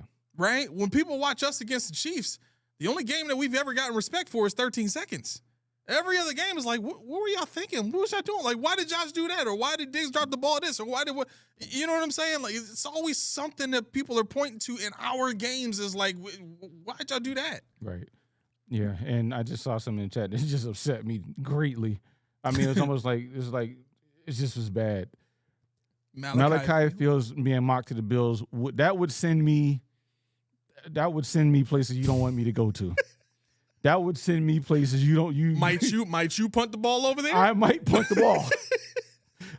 I definitely will punt the ball. We got extra towels in the back. Imagine the way you felt when you punted the ball. But add in when we passed on Will Johnson. Combine those, and that's how I would feel if we draft Malachi Fields, bro. Yep, that's the face I would make. I don't want to see 6'6", 280 pounds. You done lost some weight now. I did. I don't want to see all that punting a ball anywhere in here. I mean, I'd be Tom Tupa punting. Tom needs a forehead. Needs a forehead. That's where I would be if I had to. Man, listen. Tom Tupa. Tom Tupa. Pow! I was just about to say it's gonna be a hole in something around here. I mean, Malachi Fields has done absolutely nothing to even go in the first round. I could see Malachi Fields having a nice combine, even better pro day, And if this is how we find out if Bean is who we thought he is. If he drafts Malachi, he ran a 4.58. Oh, he's 6'3", 240 or 220. Oh, look at it. Look, he's gonna fall to us. I don't have to do anything to get him. That's how you know where Bean stands with it. If he doesn't draft Malachi, I'd be happy. But Keon Coleman, see, this is the thing. Keon Coleman has a purpose, but we can't have too many Keon Colemans. Keon Coleman is the accessory to somebody like a Stephon Diggs. He's the accessory to, I don't know, insert route runner, insert somebody that's always open. Accessories, Khalil Shakir even, but no, Malachi Fields makes Keon Coleman obsolete, and it's not even in a good way because it's kind of like just even exchange. And let's see, somebody asked in the thing here, they asked, is there a safety in the draft I'm interested in pairing with the Bishop? Everything has to do with the Bishop. There is nothing that I'm looking at now because Bishop, we know where he is, and this is his defense. So I will tell you Michael Taffy from Texas, cover safety. I think he's about 6 feet, 205 or so like that. I'll be power 5. Play with some good guys around him. So I would definitely look at Michael Taffy. Dylan Tiernan would be more of your box guy. So if you wanted to put Bishop in the single high, which I don't, I've seen Dylan Thielman from Oregon mocked to us in the second round. The last name I have, Kamari Ramsey, is definitely the name from USC that people would talk about, possibly sliding into the Bills at the second round pick. The name that's a hot name now that I don't think we have a shot at, unless we trade up, is going to be Emmanuel McNeil-Warren from Toledo. It seems like Toledo they're bringing out guys now. You got what's the guy's name from Philadelphia? Mitchell, the cornerback, Quenya Mitchell. Yeah. And a couple of the guys came out of Toledo now, so they seem to be the defensive back school of the MAC somehow. So those are 3 names that I haven't fully scouted yet, but I definitely would look into those 3. And if McNeil-Warren does slide to us in the first, I could see my heart being broken by that, just like it was last year with Xavier Watts and Malachi Starks. I was gonna suggest going after a guy like Budda Baker from the Cardinals. Mm-hmm. He's 30. I think that would be a very savvy option for the Bills to get him if they could. And I think, the Cardinals are in a position where they are rebuilding. Their owner refuses to say they're rebuilding, but they need a quarterback. They're still not sure what they want to do with Kyler Murray. They're not getting production out of their young receiver. They just lost their head coach. Their defense is probably going to go through some changes now with a new head coach coming in and whatever defensive system he wants to implement. That could spell change for a guy like Budda Baker. I think that would be a great option for the Bills to get until I look at his cap number and I see for 2026, he's set to hit the cap at $19.2 million. No, I'm good. Their dead money savings, if they were to, let me see what a trade does pre-June 1. It's probably the same. No, actually, it's not that bad. So if they traded him, they would only take a dead cap hit of $6.1 million, and they would save 13 on their salary cap. So that does make him pretty tradable. So you just got to figure out, what you want to do in terms of restructuring him when you get him, because you're not going to keep him at $19 million, and he is still under contract in 2027, also for $20 million the following season. So you can we've seen Brandon Beane work some numbers around and stuff like that, with contracts, and I'm sure for him to come and play on a team with a guy like Josh Allen, and we Bills fans say this all the time. Well, he would love to play with Josh Allen. I think this is one guy that really would enjoy the opportunity to be on a winning team.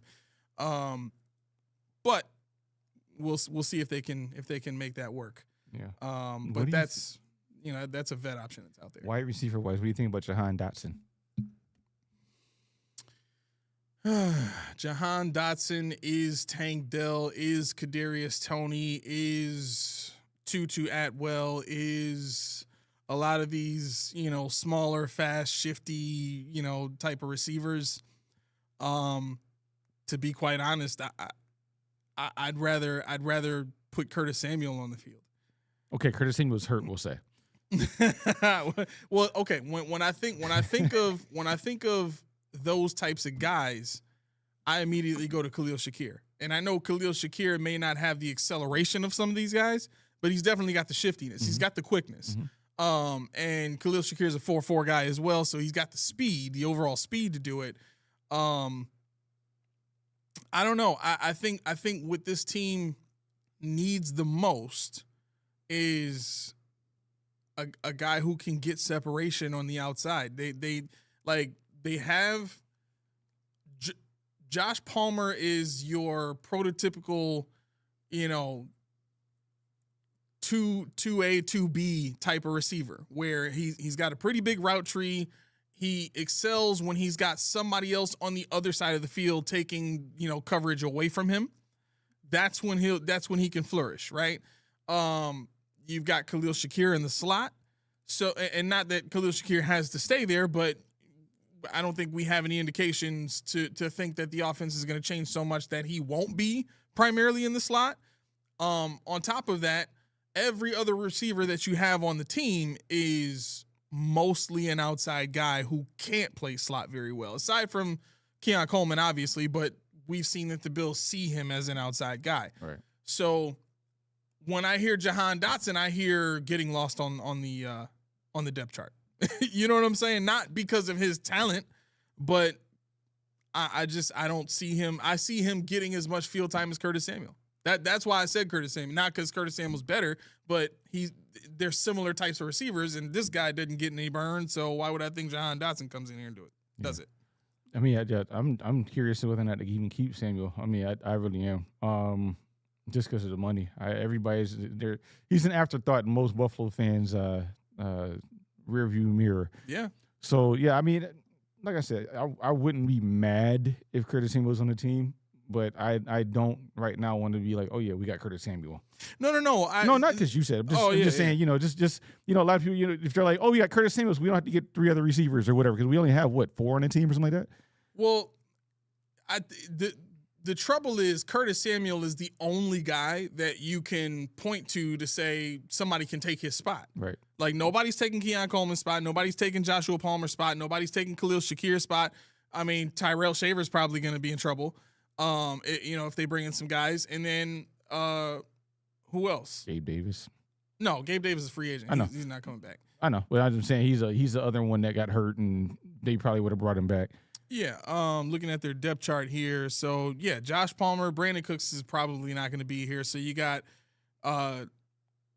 currently on the roster, you'll have Curtis Samuel, Tyrell Shavers will be back, Khalil Shakir will be back, Josh Palmer will be back, and Keon Coleman will be back. So you got those 5. So whoever we get is either going to be 1 or 6 in that rotation. Because we're going, I truly believe we're going to go into the regular season with 6 receivers. Yeah. So we got 5. Somebody's going to either take Curtis Samuel's spot or step in as the number 1 receiver, and then somebody's got to battle for that 6th spot. And I think that's probably going to be Tyrell Shavers and Keon Coleman and whoever else they bring in. Yeah, Walter's not into the reclamation projects. Sorry, Walter. I didn't mean to offend you. Kevin said those guys can now be the floor. Yeah, so I mean that's the thing. Like you said, you're coming in at 6. So if they're 6, we got White Steve. He's White Steve. I feel like I'm so racist for saying White Steve, though like. But they say that's what they call it, White Steve. That's fine. Chris Brown and Steve Tasker call White. I'm like, who's the other Steve? Right. Even Steve Tasker's White Steve. I don't know what's going on. Why not just call him Steve? Right. I guess he doesn't like that. Maybe his birth certificate says White Steve Gaston or something like that. What am I to you? Don't just call me Steve. What am I? White Steve. Yeah. His birth certificate is White Steve Gosnell. First name is White, middle name is Steve, and then Gosnell. I had to do some digging, but I found it. No. Who else? I got the depth chart up right now. There isn't one. There isn't one. There's nobody else on the team named Steve. There's no Steves. There's no Steves. If you find a Steve, they just got him. Yo, they got Darius Slay on the depth chart. Yeah, because technically he's still part of our team. Yo! Mm-hmm. They're gonna hold him hostage. Yeah, you better retire, bro. Technically, You better retire. How many years does he have left? He's probably like, I don't care. He's over there doing TikToks with his daughters. He can care less. Let me see this here. Darius Slay contract. I'll tell you what, it would be dope if he did come and actually play. Yeah, he a free agent. He was on a 1-year deal. You know what it is? It's probably dead cap. No. No? His base salary was 1.25 million. He had no cap percent. It was just Did the Bills hold on to his rights because of the list that they put him on though? Because he got put on the did not report list, which is like a special type of list for players. Yeah, but that's just for the rest of the season though. Okay. So he's probably listed on their depth chart until the start of the new league year. I think once that hits, or free agency, once free agency hits, it's already the start of the new league year. So now he comes off of we don't own his rights after that anymore because he's not under contract. So for right now, we own his rights. And if he wanted to sign, somewhere else or something like that, I think, no, we don't have right of first refusal either. We could franchise tag him.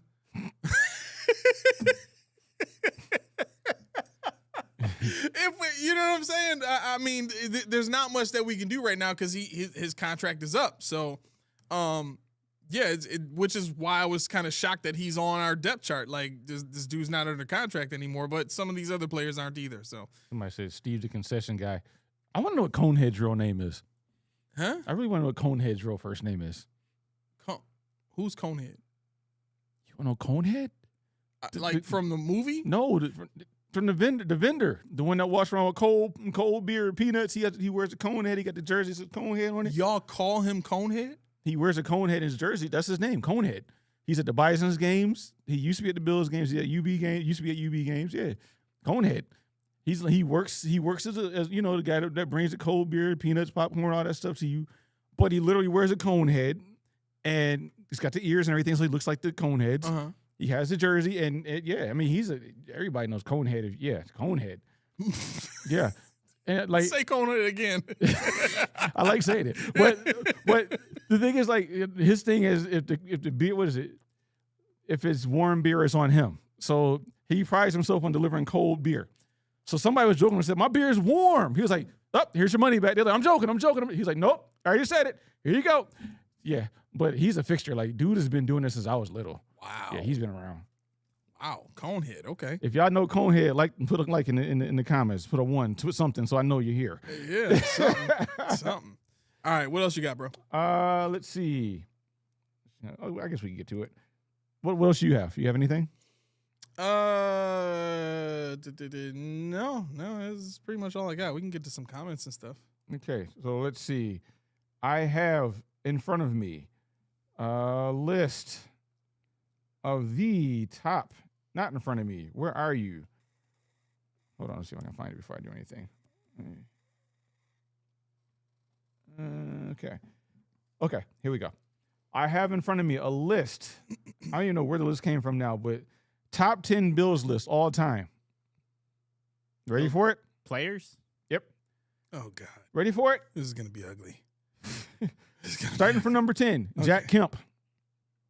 Number 9, Billy Shaw. Number 8, Steve Tasker. 7, Joe DeLamalure. 6, Andre Reed. 5, OJ. 4, Josh. 3, Thurman. 2, Jim Kelly. And 1, Bruce Smith. Anything? He's getting a migraine, folks.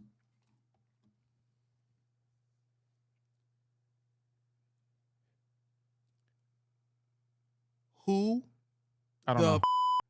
put Josh at 4? Okay, this is where I am. All right. I am trying to think. I am okay with him being 4. However, 3, 4, 3, 3. Nah. Dose. Nah. Dose. Them fighting words. What? Who? I'm sorry. Okay. Who's in front of him again? Right as it is right now? Yeah. You got Bruce number 1, Jim Kelly 2, Thurman Thomas 3. Yeah. So Jim Kelly and Thurman Thomas should be on that list higher than Josh. I didn't say I agree with this. I'm just saying I wouldn't put him number 2.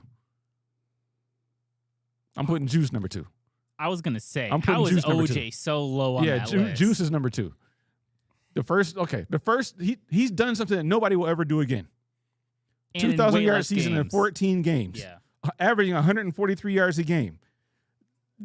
Everybody knew Juice was Juice. Now, where I agree with you in theory, not in theory, I actually agree with you, just not the placement of him being number 2. Josh is better than Jim Kelly. So if Josh is here, wherever you put him, Jim Kelly got to be back here somewhere. That's where I am. This is probably going to be a hot take. Mm-hmm. I would say the idea around what the 72 Dolphins did, the idea around the Patriots run, the idea around even what Derrick Henry had in his 2,000 yard season means. Who else? Chris Johnson when he got his 2,000 yard season. I think it means a little bit more when you do it against better competition. When I'm thinking about O.J. Simpson and the era that he played in, where literally everybody was so slow back then, and you get a guy with the speed, the agility, the athleticism that O.J. Simpson has, like think about the athleticism of the Gale Sayers, the Walter Paytons, the O.J. Simpsons. Who are they playing against? Like, they're playing against the Jack Tatums of the world. Like, these dudes can't run. They're not known for running. Jack Tatum? I got hairs on the back of my neck thinking about it. When you said Jack Tatum, I got scared. Stiffened up. Bro. So wait. So we're saying that O.J. Simpson's year is a little bit cheaper because of the competition. It's like saying it's the conversation with Jordan and LeBron. Like, I give Jordan a little more credit because he did it against better competition. I have a question. Sure. Who was OJ's quarterback? Who was his number 1 wide receiver?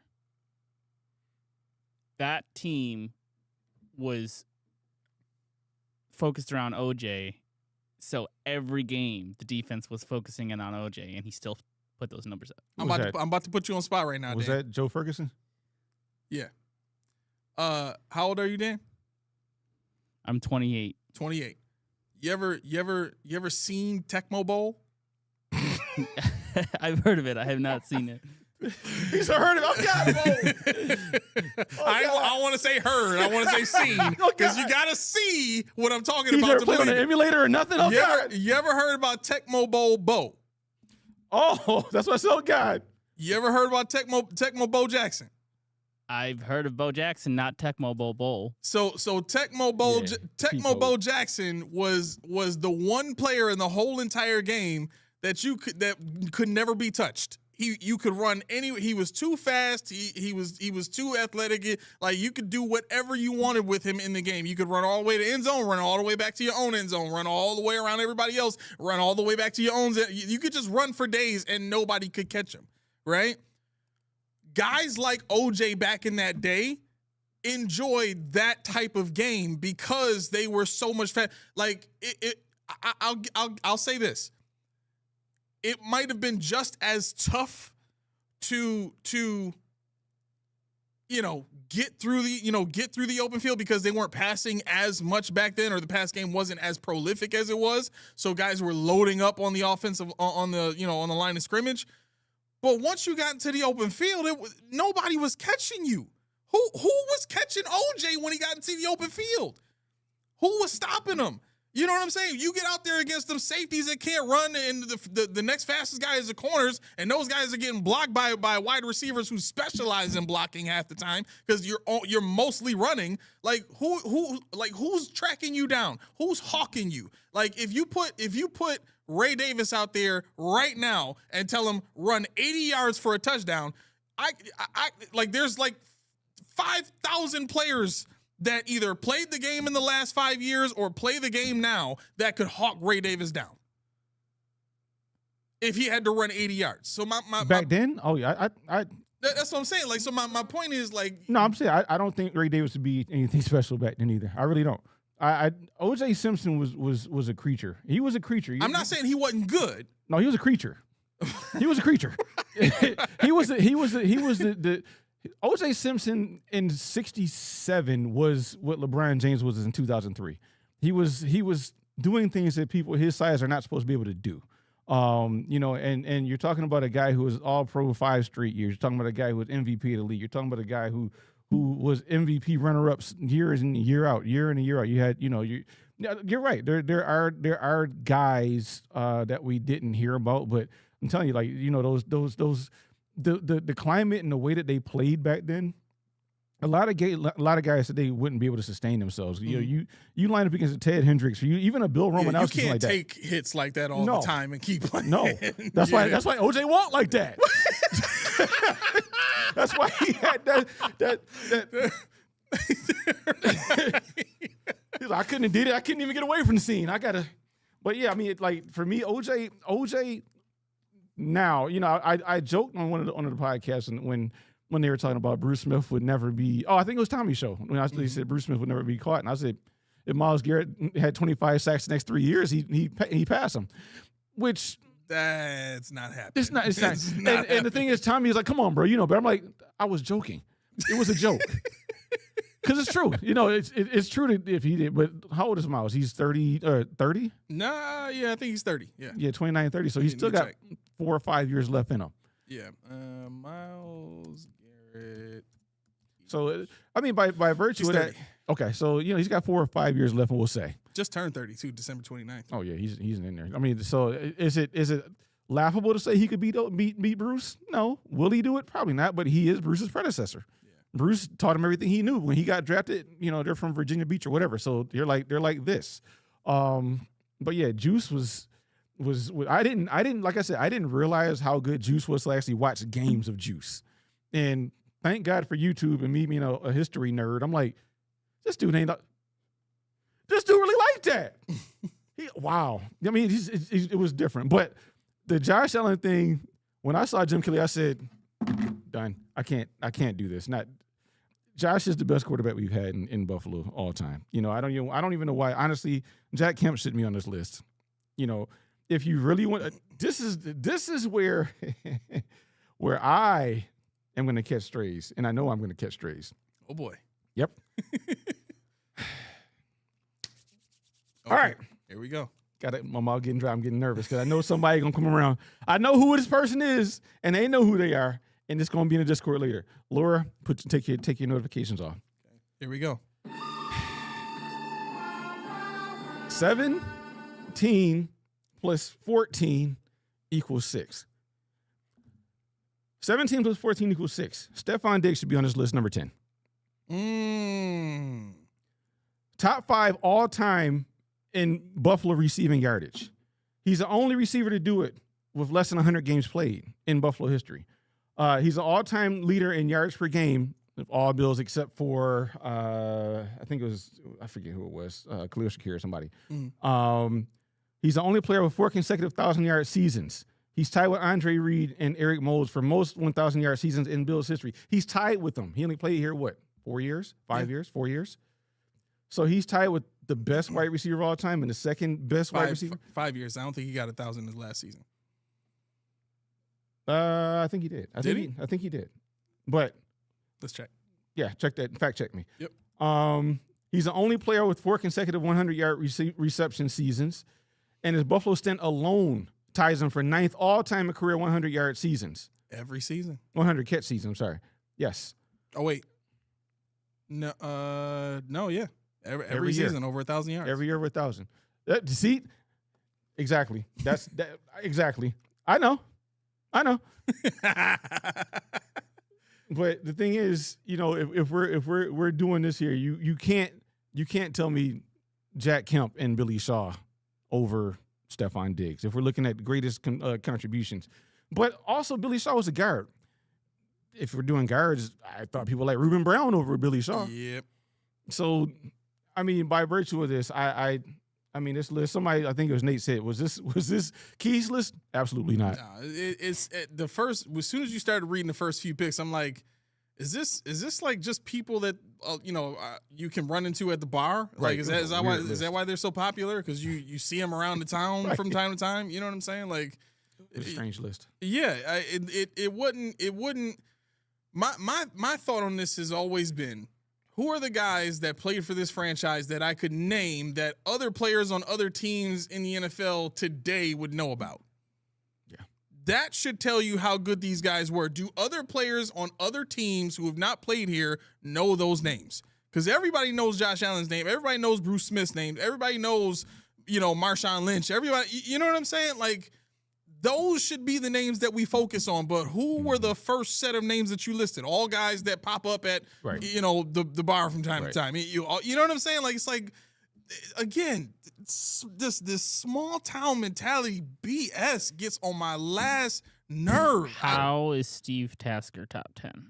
Yes. Because he's the greatest special teams player of all time. What is that? What is that? get that. Mark? No, I know. But what I'm saying is, what is that? How do you quantify that? Well, he's still not in the Hall of Fame, so that's got to say something. Because they don't know how to quantify it either. Clearly, they don't know how he is. Right.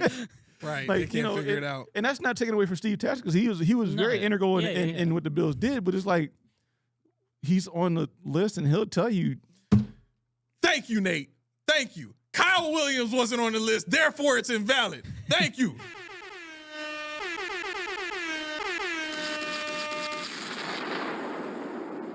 There's a lot of players not on that list.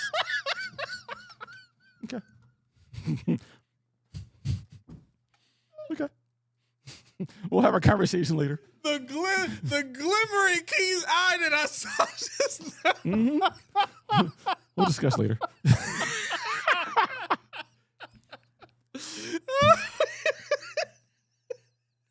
I got more communication in that look than I've gotten all day from Keys. Go on, keep pushing that button, bro. Keep pushing. Pow, pow, pow, pow, pow, pow. Yeah. Pow, pow, pow, pow. Yeah.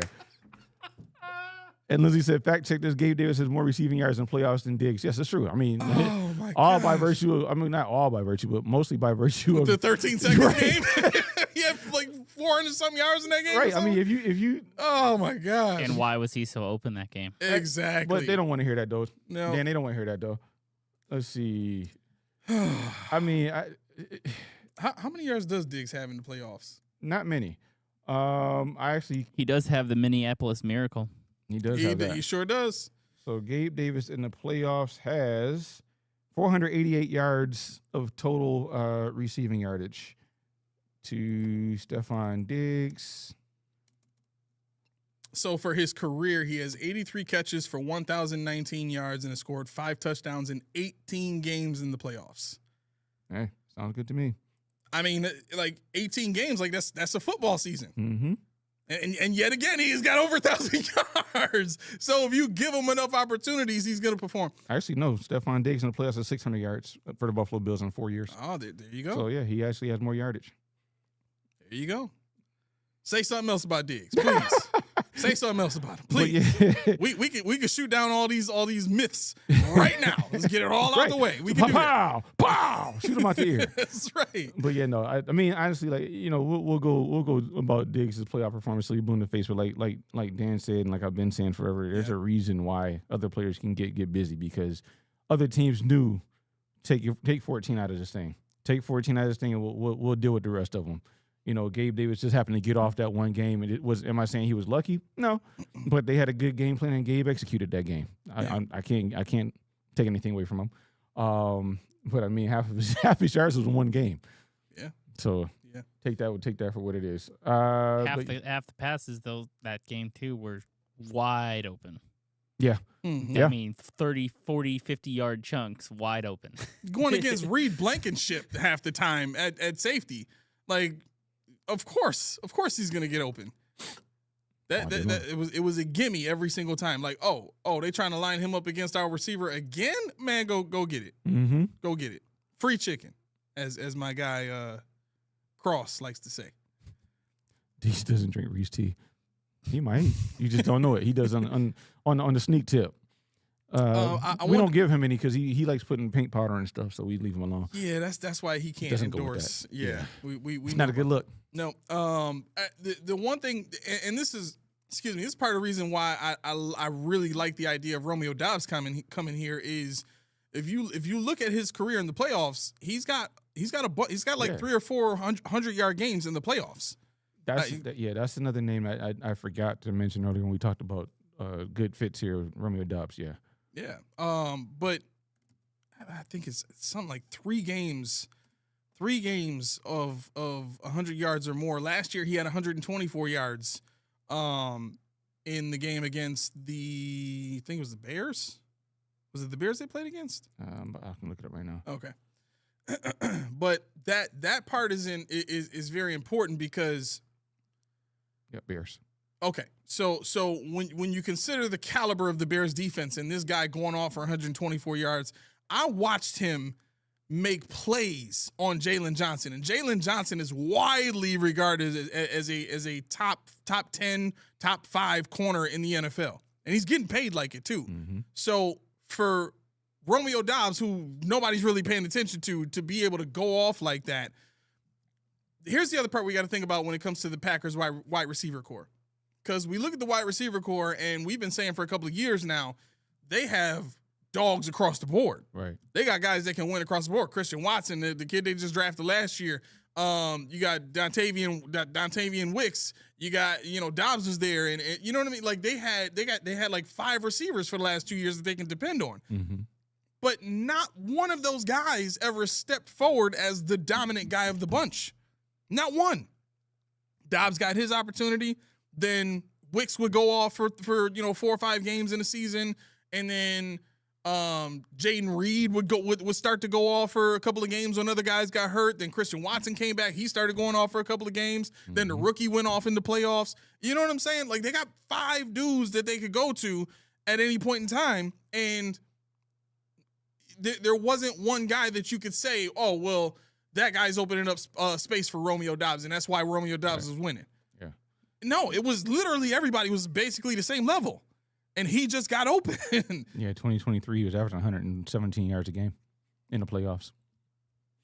So, Case in point. Our roll-up said Tremaine might be on his way back. I entertained it. I thought about it, but it just doesn't fit in a mint tight. Yeah, I can't. It doesn't fit. Because he would have to be paired with an inside linebacker that actually is a downfield, uphill threat.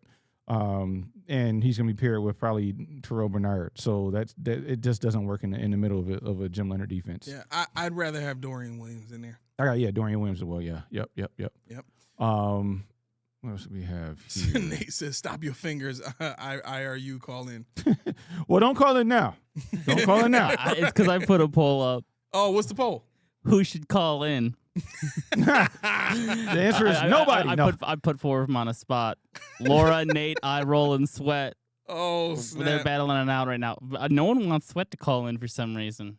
We missed a super chat somewhere, which is weird because I talk to Sweat a lot. I talk to Sweat, mostly on Twitter.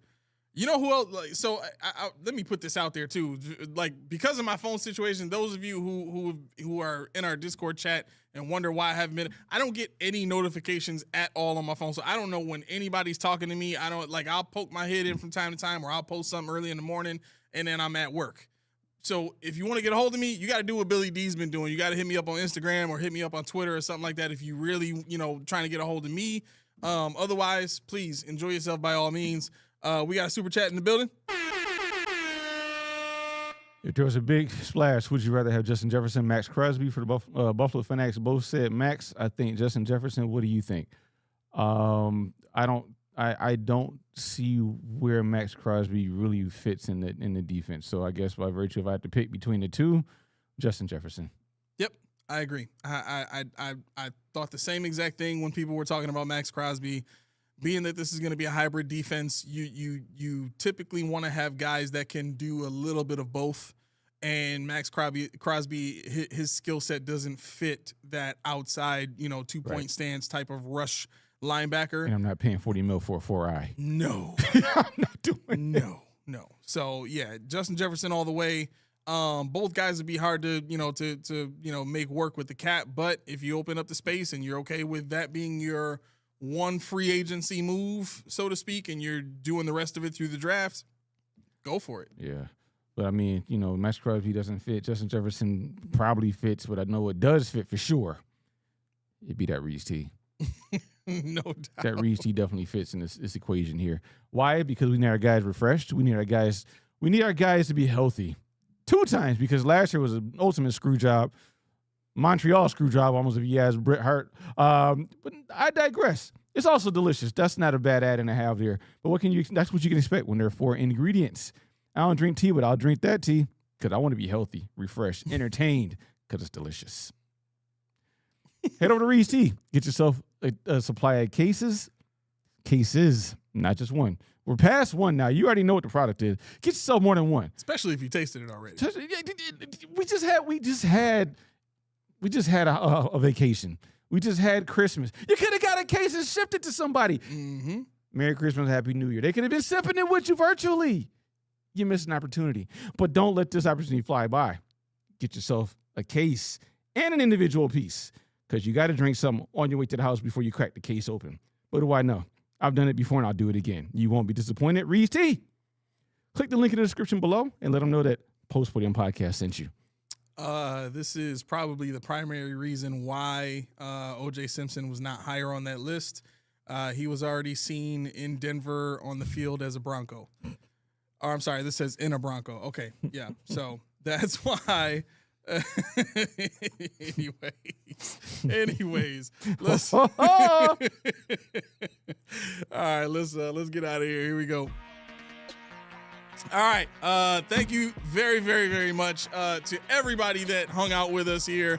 Look, it's the off season, and we are being as creative as we can possibly be to not bring you junk on show days. So if you enjoyed what you heard, if you enjoyed watching us and you like hanging out with us, free way to support the show is give us a like. It's a thumb. It's free. It doesn't cost you anything, and it helps us out immensely, especially doing these live shows.